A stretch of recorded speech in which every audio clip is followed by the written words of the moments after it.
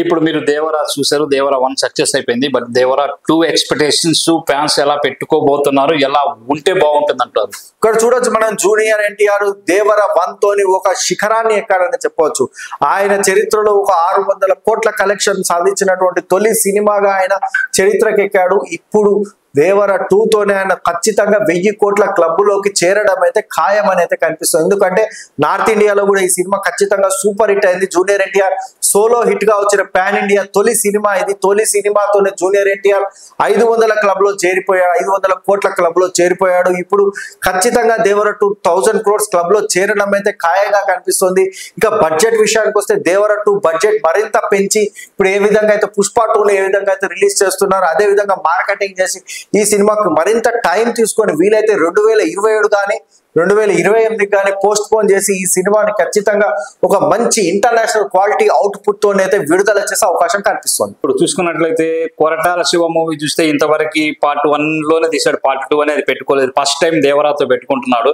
So Koratala Siva direction లో ఇది part 2 handle చేయగలడా అని మీకు కాన్ఫిడెన్స్ ఉందా?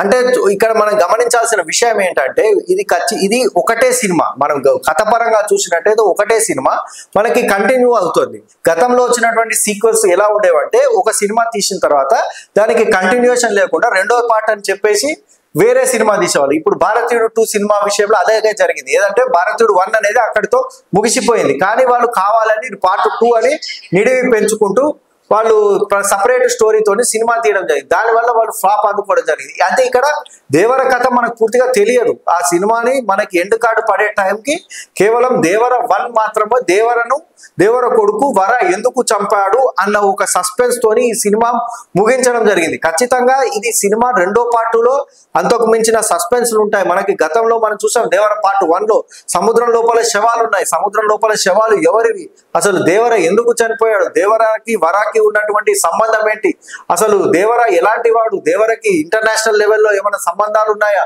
అసలు దేవర సృష్టించిన ప్రపంచం ఎలా ఉంది, దేవరకు వీళ్ళంతా ఎందుకు భయపడుతున్నారు, ఇలాంటి విషయాలన్నీ కూడా మనకి పార్ట్ 2 లో ఖచ్చితంగా బయటకు పడతాయి. అందుకే మనకి దేవర 2 మీద కూడా అదే రేంజ్ లో ఎక్స్పెక్టేషన్స్ ఉండే అవకాశం ఉంది. వీలైతే బడ్జెట్ మరింత పెంచి ఈ సినిమాను విడుదల చేయవచ్చు.